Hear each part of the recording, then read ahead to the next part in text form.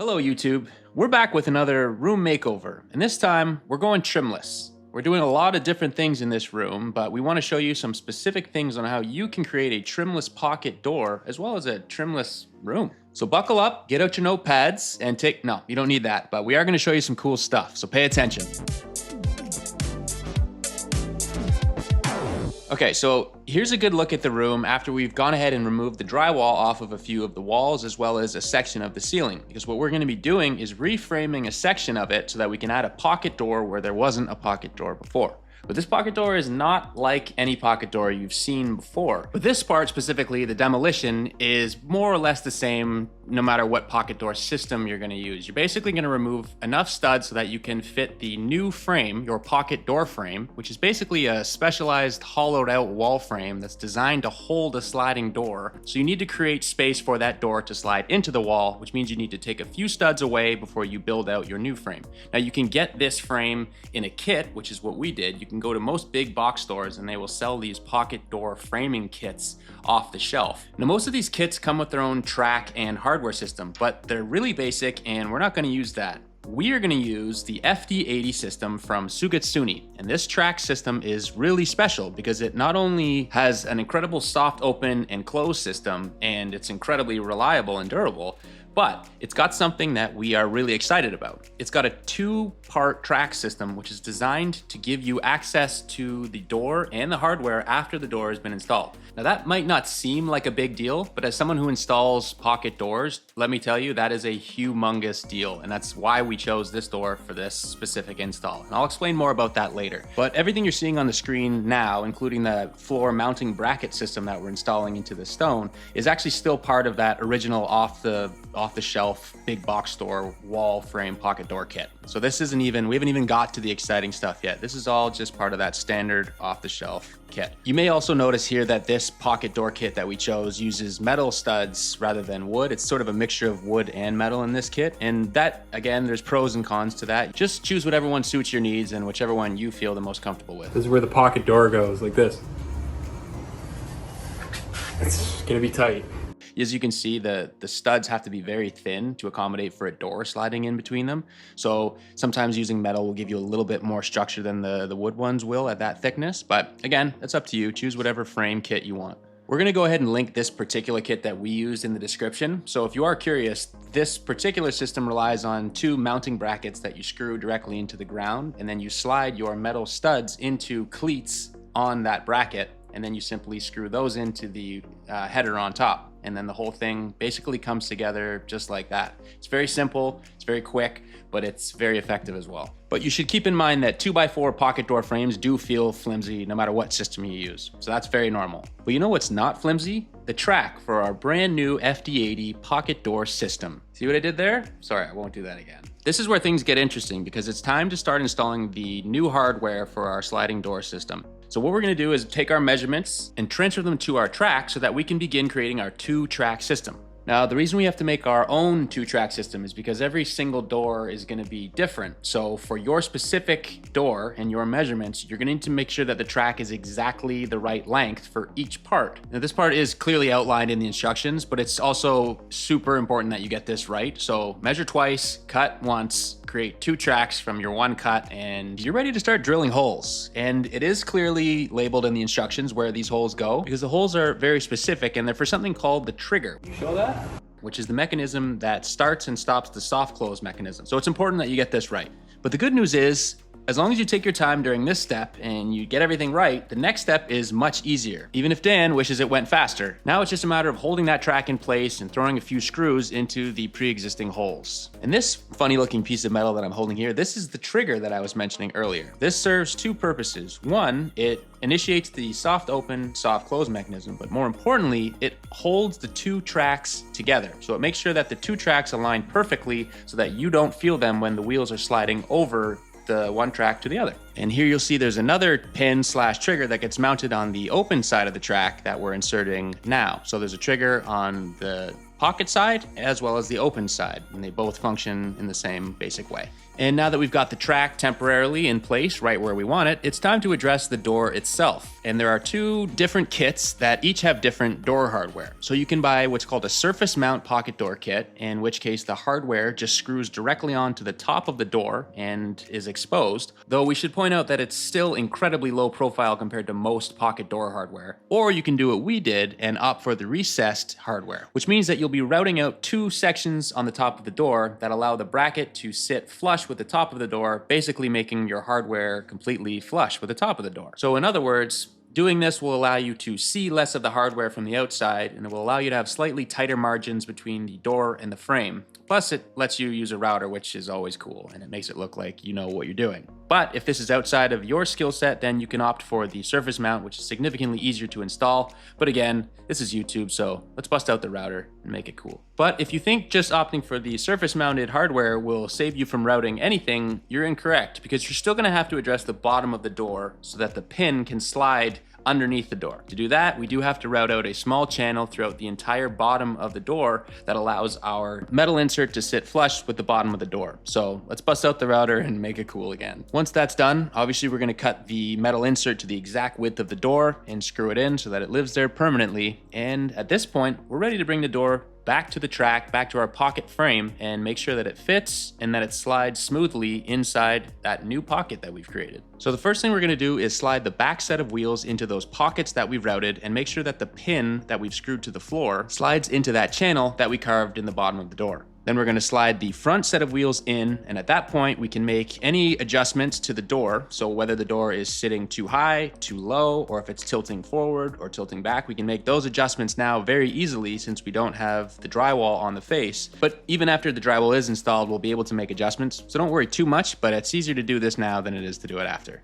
But for now, we're very happy with how it's sliding and how it's sitting. So we're gonna go ahead and leave the door where it is and finish the rest of the room. So we're gonna throw the drywall back on the ceiling and back on the wall. But what you'll notice is we're not gonna run our drywall the traditional way. What we would normally do is run the drywall nearly to the floor and then slap baseboards on to cover the gap. But this time we're gonna do something a little different. We're gonna run a Trim-Tex Z architectural reveal bead to create a shadow gap around the entire perimeter of the room. So rather than resting our drywall on the floor, we created a spacer that perfectly mimics the bead's width so that we can hang our drywall the exact right height off the floor, then remove the spacer and insert our Trim-Tex bead and create a perfect shadow gap around the entire perimeter. But before we can get to any of that fun stuff, we have to hang our drywall. And anyone who's done that knows that there's a lot that goes into that process as well. Things like cutting out electrical boxes, which at least means that we get to bust out a router and make it cool for YouTube, so that's not nothing. There's also a ton of screwing involved, which is why we busted out our collated gun and made light work of that, except for where we didn't. Sometimes you do have to pre-drill those metal studs, but wherever applicable, we made sure to use our collated gun. But no matter how we put the screws into the wall or how we routed out the doorways after the drywall was hung,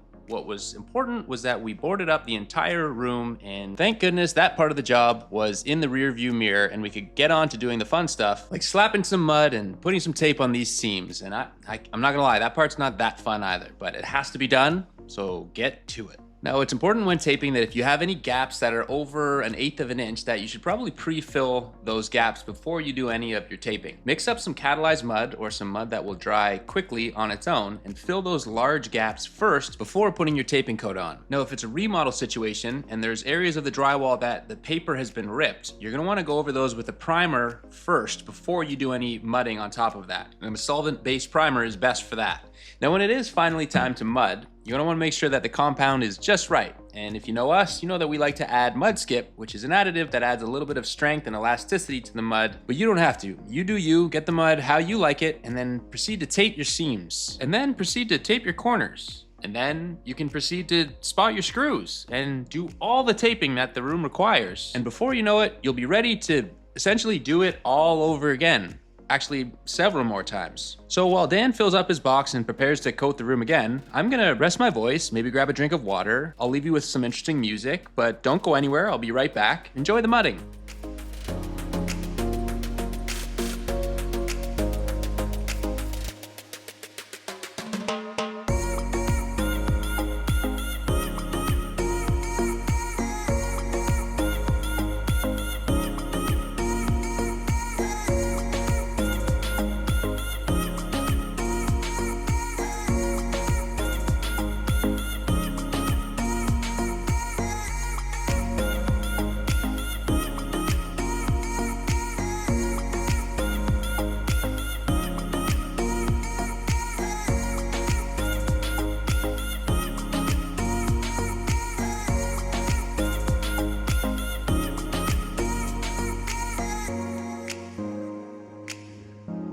Okay, I'm back. Thank you for sticking around. It's time to get to the fun stuff, which essentially means wrapping all the corners in various vinyl beads. So we talked about the baseboards, how there won't be baseboards. There's going to be an architectural reveal bead that goes around the baseboard, but that's also going to be true around the pocket of the door. And what you'll notice is that we're actually removing the door now, which wouldn't be possible if we used any other pocket door kit. But because we use the FD80, we're able to take the door out so that we can encase the pocket with a couple of different corner beads. And we're going to show you those beads now, because there's a few different ones that we used in this process. All of these beads are from Trim-Tex, and we'll make sure to post links to all of them in the description below. To cover the inside of the pocket frame on all sides, we used Trim-Tex's giant L bead that slides deep enough inside so that it provides some protection on the inside of the frame and prevents you from seeing anything on the inside. We've done a couple of different pocket doors using Trim-Tex beads, and every situation is different. Because the pocket door walls are so thin, you might have to get creative with some different bead sizes and styles, or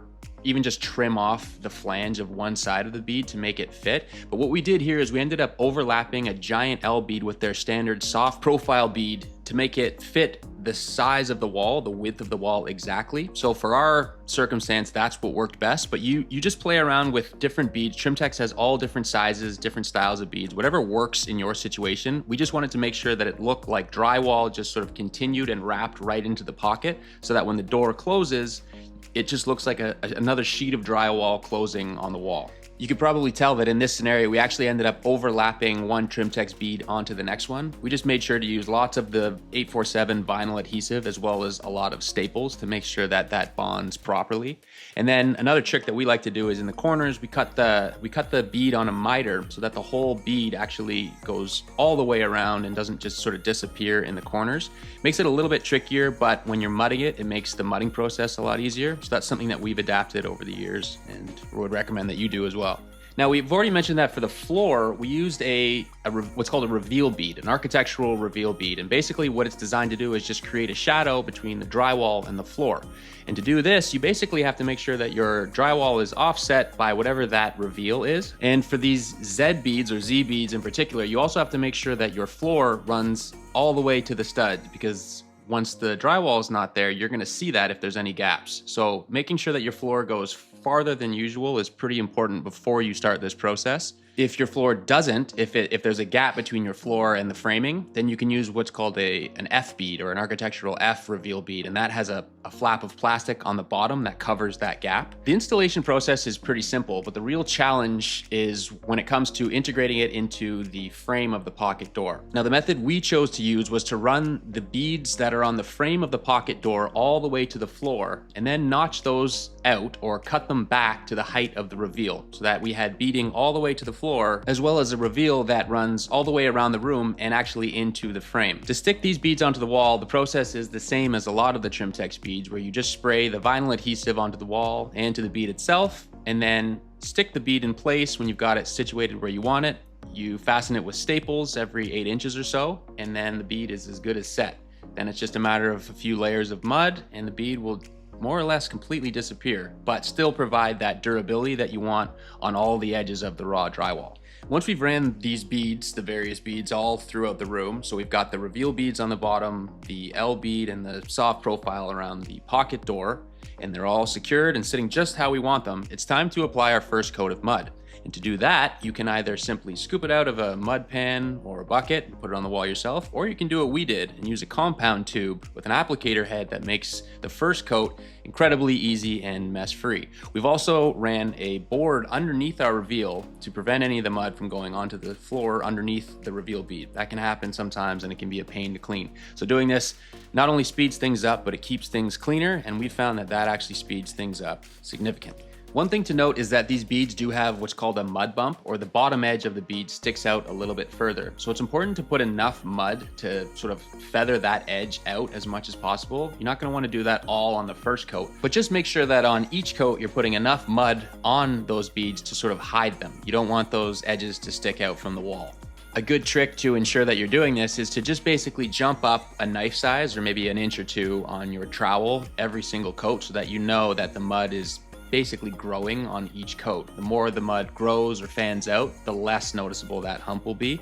And we found that the more coats like this you do, the better everything looks and the less noticeable that effect is. So to summarize, just make sure you take your time on these steps, lots of coats, lots of compound, and do yourself a favor and clean out those reveals after each coat so that it doesn't dry. It's a lot easier to get rid of the mud while it's still wet than it is once it's set up, because the next step is sanding, and the last thing that we want is to do more sanding. So clean as you go, and you will minimize how much sanding you have to do. Some of it is inevitable, as you can see, but you can also use an automatic sander like we did here if you have the luxury of doing that. Otherwise, throw the mask on, get your hand sanding sponges out, and start scrubbing those walls, because sanding is the last step before painting. So let's make sure that everything is nice and blended and there's no chunks, there's no gouges or anything like that. Just make sure it looks perfect here, because once we start painting it, there's no going back. And once you're happy with how it looks after sanding, it's time to get all that excess dust off the wall and off the floors, because it's time to paint. And before we paint, we want to make sure that there's nothing between our paint and the wall.